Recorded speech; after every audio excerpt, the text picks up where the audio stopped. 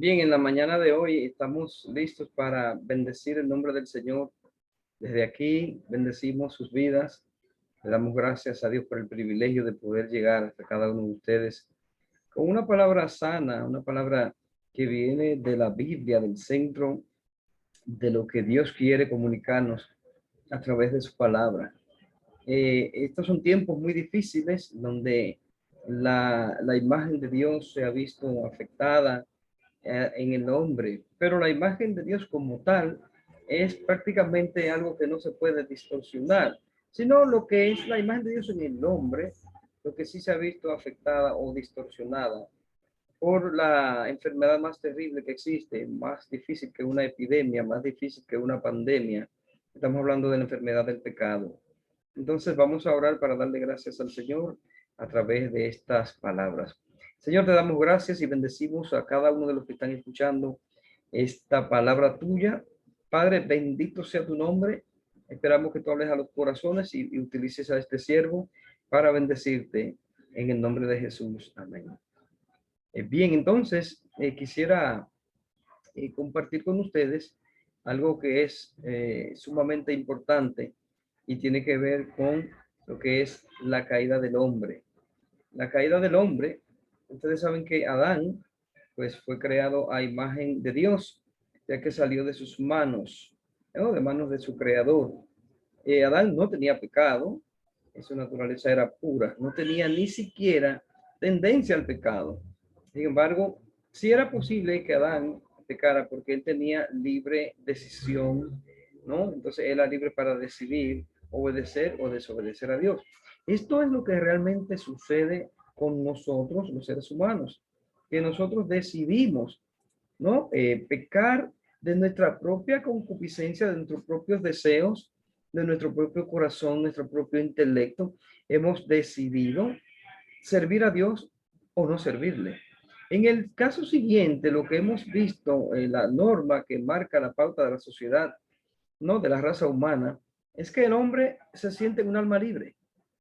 Hay personas que usted lo saluda y dice, ¿cómo tú estás? Dice, yo estoy muy bien. ¿Y cómo te sientes? Bueno, yo estoy bien porque yo estoy suelto, yo estoy en salud, yo estoy en nómina, yo tengo en mi familia, tengo un buen empleo y me siento un alma libre. ¿Saben qué pasó? Que en el Edén, este Adán se sentía un alma libre. Allí él se paseaba y Dios en las tardes los saludaba, conversaba con él, veía sus emociones, veía sus necesidades. Y Adán estaba en cierta manera feliz porque él necesitaba ese espacio, esa libertad, ese olor a naturaleza, ese compartir con los animales, la vegetación, el sonido de los ríos, los manantiales, ese olor a perfume, ¿no? Ese aire puro que venía desde el jardín del Edén, diseñado exclusivamente para él y para que él gobernase desde allí toda la creación. De hecho, fue esta creación humana lo más importante en todo el proceso de la creación. Porque cuando Dios concluye desde el día 1 hasta el día 7, donde ya descansa, se nota que habiendo creado los animales, los minerales, las plantas, el universo y todo lo que lo comanda y lo gobierna, las leyes físicas de la naturaleza, de la naturaleza, la química, Dios había decidido pues que alguien tuviera el control de eso y que ese alguien fuera usted, o sea, un ser humano, que por cierto había nacido sin naturaleza pecaminosa, porque había sido creado por las manos de Dios. Mire qué importante que cuando Dios crea a los hombres, lo hace de manera diferente a como creó las demás cosas. Cuando Dios decía, hágase la luz, su voz era emitida y entonces la luz era hecha y dice que era buena. Luego Dios decide hacer a los animales, entonces hace los animales, son las criaturas, son las plantas, son las huestes celestiales, pero cuando va a hacer al hombre, aparte de que él dice, hagamos al hombre a nuestra imagen y semejanza, no solamente profiere, o sea, emite la palabra, sino que sus propias manos deciden formar al hombre desde el polvo de la tierra. Entonces, en este sentido, el hombre tiene el gran privilegio de ser formado a la imagen y semejanza de Dios. Hablando de esa imagen y semejanza, si usted se pone a hacer un ejercicio frente al espejo, usted mira su imagen, cómo usted ha sido diseñado, cómo usted ha sido creado, usted se dará cuenta que usted fue creado de manera muy especial. Eso sin contar la cantidad de emociones, de opiniones, de decisiones que usted puede albergar en su intelecto, en su mente, en su corazón. Entonces Dios le ha dotado como un ser trino, espíritu, alma y cuerpo. Entonces, en ese sentido, ¿qué ha pasado?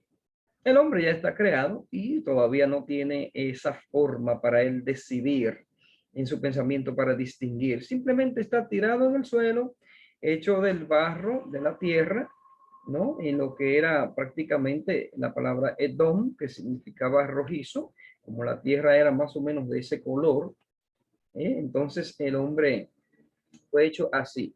Pero no quería decir que la imagen de Dios era así, de ese color, sino estamos hablando de imagen y semejanza, pero la palabra imagen significa el parecido y la semejanza. También, entonces, ¿qué pasa? No está hablando de una postura física exactamente, porque Dios es espíritu. Y el hombre era prácticamente un muñeco acabado de crear del barro. Entonces a ese muñeco le faltaba aliento de vida, que según la palabra de Dios, en Génesis capítulo 1 y 28, dice que Dios le dijo a Adán y a Eva, fructificad y multiplicados, llenar la tierra y sojuzgadla. Pero él no podía hacer eso hasta que no recibiese el aliento que fue puesto de Dios a través de la nariz del hombre. Y fíjense que respirar, hacer esto, es la necesidad fisiológica más importante que tiene el ser humano. Usted no puede dejar de respirar por espacio de pocos minutos, ya muere.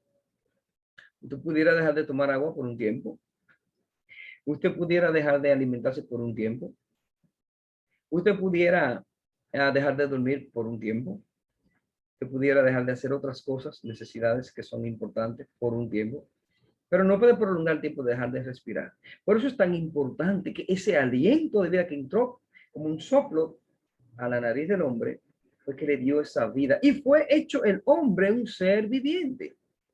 A partir de ahí, ya el hombre tenía una capacidad diferente a la de los animales. Por ejemplo, volviendo acá, ustedes van a ver que ahí está Adán, tranquilo, tirado. Él tenía cierta necesidad, pero Dios había descubierto una gran necesidad en él. Dios sabía que Adán necesitaba una esposa, así que hizo que Adán cayera en un sueño profundo, vuelve a dormir, acabado de crear, como quien dice. Mientras que dormía, Dios tomó una costilla del costado de Adán y de ella formó una esposa para este. Adán la llamó Eva. ¿Qué quiere decir? Madre de todos los vivientes. Entonces, ¿qué pasa? Dios bendice a Adán y le da ese privilegio. Y luego le presenta algo muy apetecible. Y es esta imagen que está aquí. Aquí tenemos la imagen de que Adán podía ser prácticamente el que iba a gobernar la naturaleza. Dios le puso en un jardín hermoso llamado el Huerto del Edén, y el trabajo de Adán era el de labrar la tierra solamente y también guardar el huerto. Es decir, el trabajo secular de Adán era precisamente este. Entonces, ¿qué ha pasado? Nosotros no podemos de ninguna manera distinguir qué era bueno y qué era malo hasta que él guardase el huerto, porque simplemente él estaba guardando el huerto, guardarlo y también labrarlo, de manera tal que él no podía hacer otra cosa que ese sea su trabajo. Él era agricultor, él era un labrador. El problema que había en aquel lugar no era quién guardase o qué guardase, porque el problema vino porque el corazón de Adán había cambiado. Pero Adán estaba feliz de tener la imagen de Dios que era hecho a la semejanza de él. Estaba feliz también de que le habían hecho una pareja hermosa que podía entender sus sentimientos, sus necesidades físicas, sexuales, sus necesidades para compartir su economía, sus alimentos, su supervivencia y todo eso que era algo que los animales no le daban a él, ni tampoco se lo daban las plantas. Solo podía darlo aquella gran segunda creación humana que fue Eva. Entonces, ¿qué pasa? El problema vino cuando realmente el enemigo entra en acción. Estamos hablando de Satanás. ¿Y qué pasó cuando él entró en acción? Bueno, pues ya ustedes saben que en Génesis capítulo 3, que todo iba color de rosa, nosotros entonces encontramos que la mujer, lamentablemente, le tocó pues vivir un episodio terrible y aquí está, fue engañada por Satanás.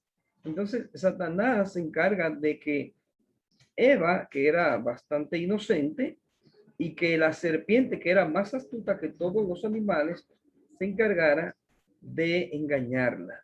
Entonces, Satanás utiliza algunas tretas y entonces le hace una pregunta muy fuerte a nuestra amiga Eva y él le dice, Satanás en forma de serpiente entró en el huerto y empezó a hablar con Eva y le preguntó, oigan lo que él le pregunta, ¿con que Dios os ha dicho, no comáis de todo árbol del huerto? En Génesis capítulo 3, versículo 1.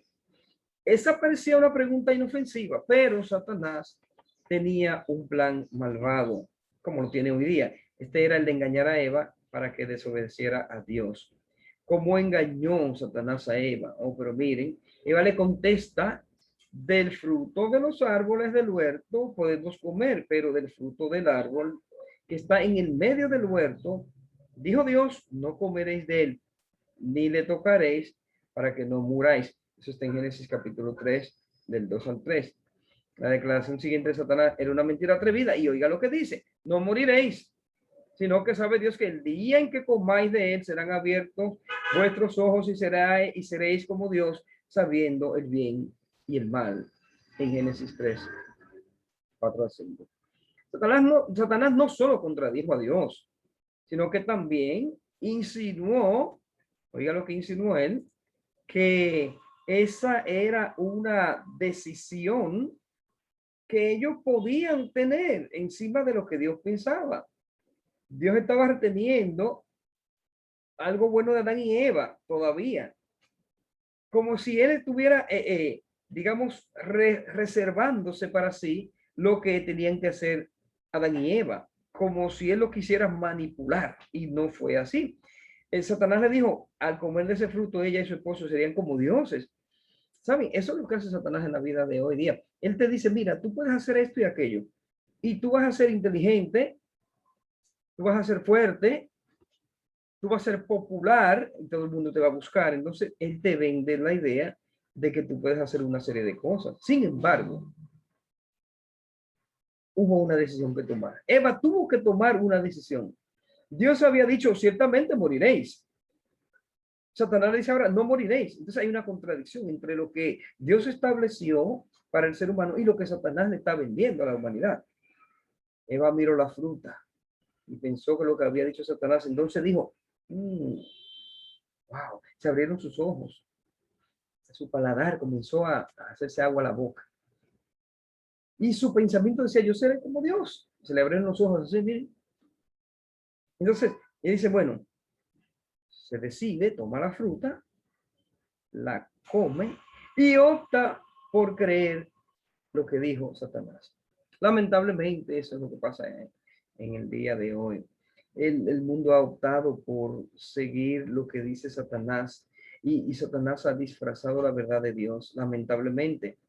Ahora, ¿cómo hizo Satanás pecar a Adán? Ya él tomó a la hembra, a la varona, y la hizo caer. Bueno, ahora tenía que enfrentarse al hombre. Ustedes saben que no es lo mismo enfrentarse a una mujer que a un hombre. Entonces Satanás tiene que utilizar otras artimañas Y vamos a ver cuál fue el plan de Dios para engañar ahora a Adán, que era, digamos, el hueso duro de roer. ¿Cómo Satanás lo hizo pecar? Bueno, miren, el plan de Satanás para engañar a Eva había tenido éxito. Exactamente. Ella realmente le creyó, fue engañada para que creyera una mentira. ¿Por qué fue engañada Eva? Esa sería una gran pregunta. Porque no creyó en la palabra de Dios. No creyó lo que Dios le había dicho. Wow. Porque al no creerle, miren la consecuencia. Nosotros también seremos engañados si no creemos lo que Dios ha dicho. Entonces, ahora viene la artimaña. Un estratega militar muy poderoso, Satanás, aquí logra su objetivo y dice, pero ese no fue el fin del plan. El plan malvado de Satanás también tenía otras cosas importantes. El propósito era que también Adán pecara, ¿no? Sin embargo, en esta vez Satanás no habló directamente con él. ¿Saben lo que hizo? Lo hizo a través de Eva. Entonces, él dependía de Eva para hacer caer a Satanás. Eva le ofreció la fruta a su esposo. ¿Cómo él se va a negar si su esposa le trae una fruta a que él se la coma? Y más cuando ella se la trae, ¿no? Con esa sutileza, con ese cariño, para que él disfrute de esa fruta. Entonces, cuando él dice inmediatamente, pues vamos a comer, la prueba e inmediatamente ahí vino el gran problema. Porque ella le transmitió a él lo mismo que Satanás le había dicho. Bueno, mira, cuando comamos los dos de esta fruta, nosotros vamos a ser poderosos, vamos a ser grandes. Pero señores, es increíble que ellos puedan ser grandes porque le habían tenido que creer a Satanás. Entonces ahora había que tomar otra gran decisión. Ahora Adán tenía que tomar otra decisión. Usted hoy tiene que tomar una decisión también en todas las cosas que vaya a hacer. La vida está llena de decisiones y siempre tenemos que tomar una decisión. Qué lamentable, la vida está llena de decisiones. Muchas pueden ser buenas decisiones, otras pueden ser decisiones regulares, otras pueden ser malas decisiones y otras pueden ser decisiones catastróficas como esta que pasó. Entonces, bueno, aquí había pecado Adán porque se decidió a comer de la fruta. ¿Cuál fue el pecado de Adán? Esa es una buena pregunta que yo también pudiera plantearnos. Su pecado fue la desobediencia. La desobediencia fue lo que llevó desobedecer una orden específica de Dios que dijo que no puedes comer de este árbol. El día en que lo hagas morirás. Pero fíjense, increíblemente, él no murió inmediatamente, él comió del árbol. Él no murió físicamente, él murió espiritualmente. Mentalmente no murió, él siguió pensando. De hecho, Dios le había dotado de una gran inteligencia sobre toda la creación. Pero la parte trina del hombre más importante ya estaba muerta, que era su espíritu. Ese espíritu que Dios había puesto en su nariz para que sea un ser viviente, un ser pensante, ya había muerto. Y ahora estaban muertos espiritualmente. Entonces estaban muertos en el pecado y por eso Dios decide sacarles. La consecuencia de la desobediencia fue que ellos tuvieron que salir del Edén, no por su propia cuenta, sino porque fueron expulsados sin vía de retorno, porque Dios había puesto un ángel guardián, ¿no? Un querubín que vigilase la entrada del Edén con espadas de llamas de fuego para que nadie pudiese volver allí. Sino, ¿por qué? Porque Dios no puede convivir donde hay pecado. Dios perdona al pecador, pero Dios no tolera el pecado. Porque donde está la santidad de Dios, donde está esa magnificencia de Dios, no puede haber pecado. Entonces, por eso vemos que el resultado fue catastrófico.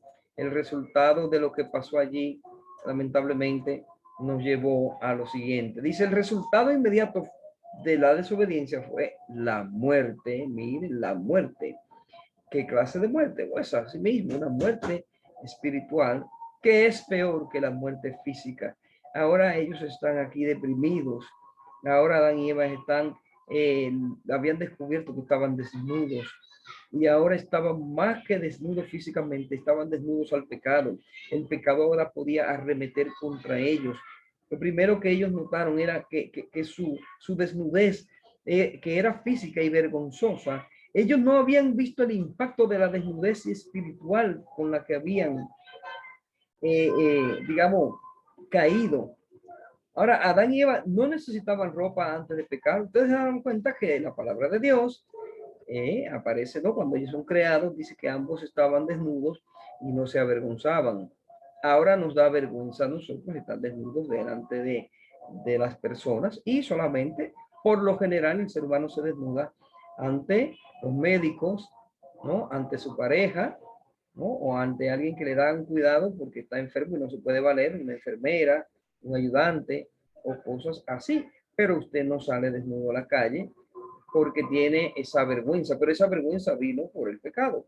Dios había hecho un hombre y una mujer físicamente diseñado para que no se avergonzasen unos con otros, pero el pecado abrió los ojos y puso el morbo, puso lo malo, y la imagen de Dios empezó a distorsionarse, pero no en él mismo, sino al hombre, porque lo que pasó con el hombre que fue que el reflejo del pecado distorsionó su imagen. Y ahora ellos veían que había pecado cuando estaban en, en esa condición. Sin embargo, dice ellos que cuando estaban desnudos, se cosieron hojas de higuera y se hicieron delantales. O sea, se hicieron ahí una especie de taparrabos, como llaman en la selva. ¿Para qué? Para que ellos puedan ocultar su vergüenza. Sin embargo, las hojas de higuera no eran suficientes. Bueno, de hecho, si hubiese sido en la temporada del otoño, esas hojas hubieran tenido que fabricarse de nuevo. Entonces, ¿qué pasaba? ¿Por qué Adán y Eva no necesitaban ropa antes de pecar? Porque habían sido vestidos con la luz y la gloria de Dios.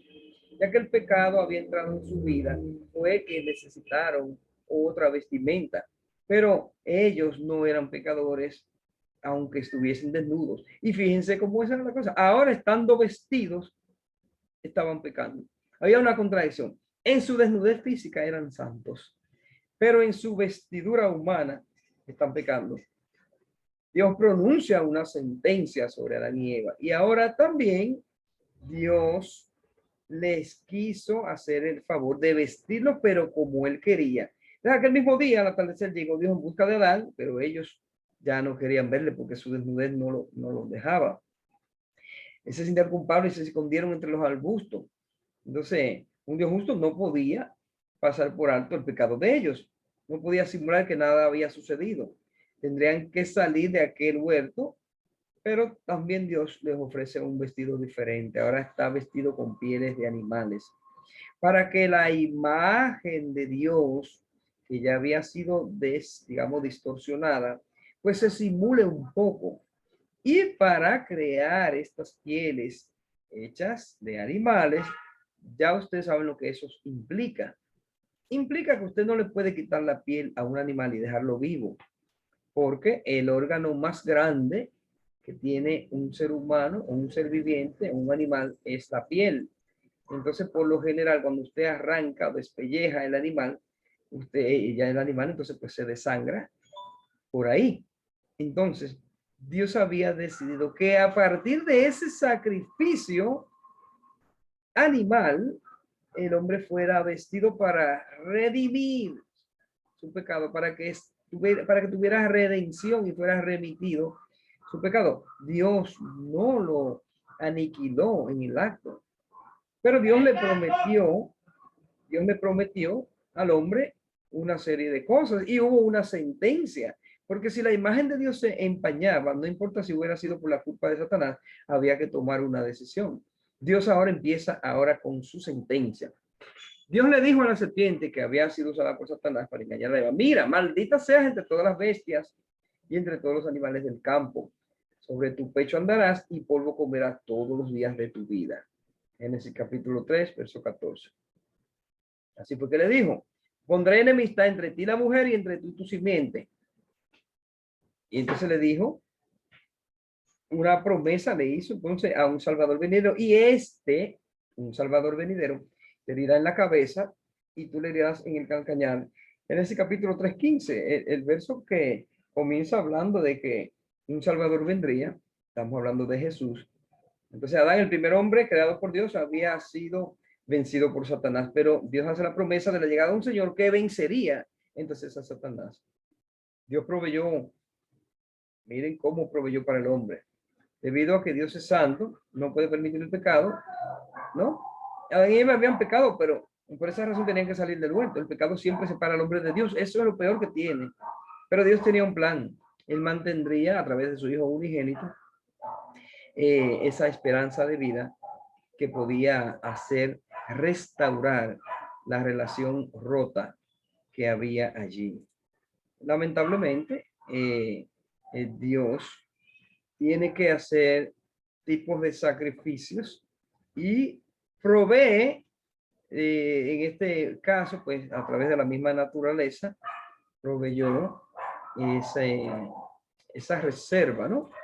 Aquí vemos como los corderos o el cordero que tal vez Dios había utilizado para sacar la piel. Entonces le hizo túnicas de pieles. Los vistió en Génesis 3:21, los viste. Ahora Dios está poniendo de manifiesto su misericordia, aunque dice que aquí que al matar animales inocentes para hacer túnicas de pieles, Dios le enseña lo siguiente, que dice Hebreos 9:22, sin derramamiento de sangre no se hace remisión de pecado, o sea, no hay perdón de pecado. Dios había provisto la forma en que Adán, Eva y su descendencia podían volver a tener comunión con él desde aquel entonces hasta que viniera el Señor Jesús como Salvador. La gente tendría que ofrecer corderos inocentes como un sacrificio por sus pecados. Dios aceptaba esos sacrificios de animales porque quienes los ofrecían con fe esperaban la venida del Señor Jesucristo. Entonces, ¿qué es lo que puede suceder en el día de hoy con la imagen distorsionada de Dios? Miren, la imagen distorsionada de Dios se puede ver manifiesta en la humanidad de las siguientes maneras. Usted ve un hombre que era honrado, sus padres le enseñaron que él tenía que ser un hombre que le sirva bien a la sociedad. Ustedes les mostraron que él podía, le enseñaron que él podía ser un hombre útil, le enseñaron que podía estudiar y ser un ciudadano. Pero este hombre, con su naturaleza pecaminosa, lamentablemente, ha recibido el consejo malsano de otros que le han dicho, eso no es nada, todo el mundo hace esto, tú te puedes coger esto y aquello. Y entonces ahí se distorsiona en el robo o el hurto, la estafa. También pueden ver la imagen distorsionada de Dios en el hombre cuando el hombre utiliza la pornografía para satisfacer sus necesidades. Ustedes ven esta imagen distorsionada también cuando el hombre va a consultar con las cosas que Dios prohíbe, como el ocultismo a través del horóscopo, por ejemplo, de las cartas, de la bola de cristal, de ver que alguien dice que le dijo, que Dios le dijo, que tuvo un sueño, una revelación, que un vidente le dice su futuro. ¿Ven cómo se distorsiona la imagen del hombre cuando el hombre no se apetece de tener más que una sola mujer y que va al adulterio? También vemos como la distorsión de la imagen de Dios se pone de manifiesto cuando el hombre es promiscuo. Entonces también podemos ver cuando cómo se distorsiona la imagen de aquel Dios en el hombre cuando el hombre decide, siendo hombre, vestirse como mujer, manifestarse como mujer, cuando la mujer siendo mujer se quiere manifestar como hombre, cuando teniendo relaciones de impureza, animales, y está distorsionada esa imagen de Dios. Pero Dios no quiere eso. Dios quiere que a través de Juan capítulo 3 y versículo 16 usted entiende esta verdad. Que Él amó tanto al hombre, aún habiendo sido caído, que envió a Jesucristo un cordero final para que usted fuera restaurado, para que usted tenga una imagen real de quién era Dios, para que usted pueda volver a tener esa comunión que una vez perdió en el Edén. Pero la insistencia del pecado del hombre es la que le mantiene lejos. Yo creo que usted sepa bastante claro de que Dios envió a Jesucristo a morir por todos los pecadores. Sin embargo, la realidad lamentable en realidad es que no todos podrán llegar al reino de los cielos, porque Juan capítulo 3, verso 16 tiene una condicionante. Dice, de tal manera, dice, de esta manera tan grande, Dios ha amado al mundo que entregó a su Hijo, estoy parafraseando, para que todo aquel que en él crea, ahí está la condición, es aquel que crea en Jesucristo como el único capaz, sin pecado, de salvar al hombre. El único. Entonces, ¿qué pasa?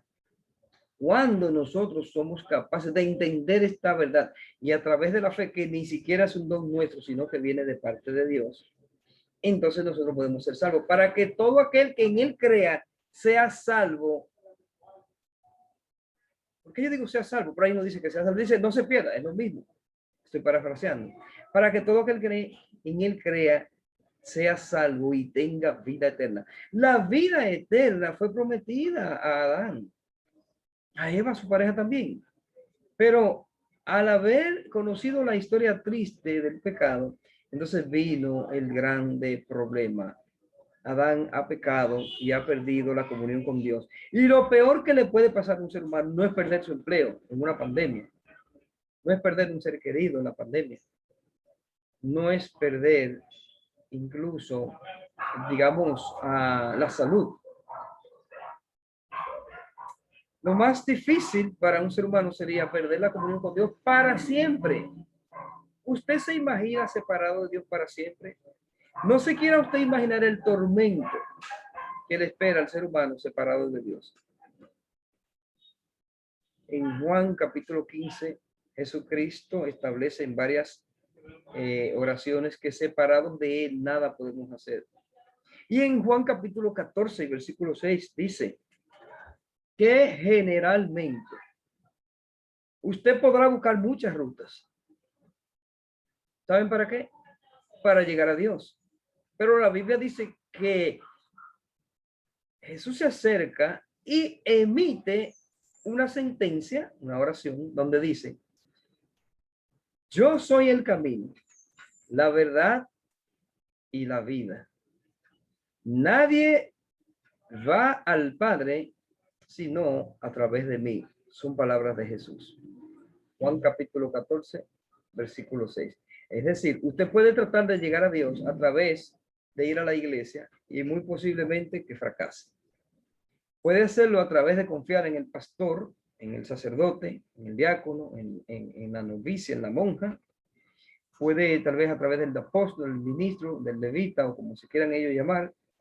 O a través de este video que usted está viendo ahora mismo. Y sabe una cosa, eso nada le asegura ir a la presencia de Dios. Lo que le asegura a usted ir a la presencia de Dios es aceptar que el sacrificio que hizo Jesucristo en la cruz por el pecado suyo y por el pecado mío tiene ahora un sentido bastante grande. Y una vez usted acepta eso, usted es salvo porque Jesucristo ha pagado el pecado y la consecuencia que le correspondían a usted, ahora él cargó con ella en la cruz del Calvario. Con esto quería entonces informarle, mis hermanos, mis amigos y todos los que me están escuchando, de que usted tiene en su mano un arma muy poderosa. Usted tiene la palabra de Dios, usted tiene la promesa de Jesucristo de morar con él para siempre. Así que no la desaprovechemos. Yo les voy a bendecir, pero no en mi nombre, sino en el nombre del Señor, para que él derrame sus grandes bendiciones sobre cada uno de los que están escuchando estas palabras y que haya sido de mucha bendición para cada uno. Así que vamos a orar para terminar esta parte. Padre, yo te bendigo en el nombre de Jesús. Te doy gracias porque tú has puesto palabras de tu siervo para bendecir a otros. Gracias por ponerlas en mí. Bendito seas tú para siempre. En el nombre santo de Jesús. Amén y amén. Que Dios bendiga grandemente a cada uno de ustedes. Amén.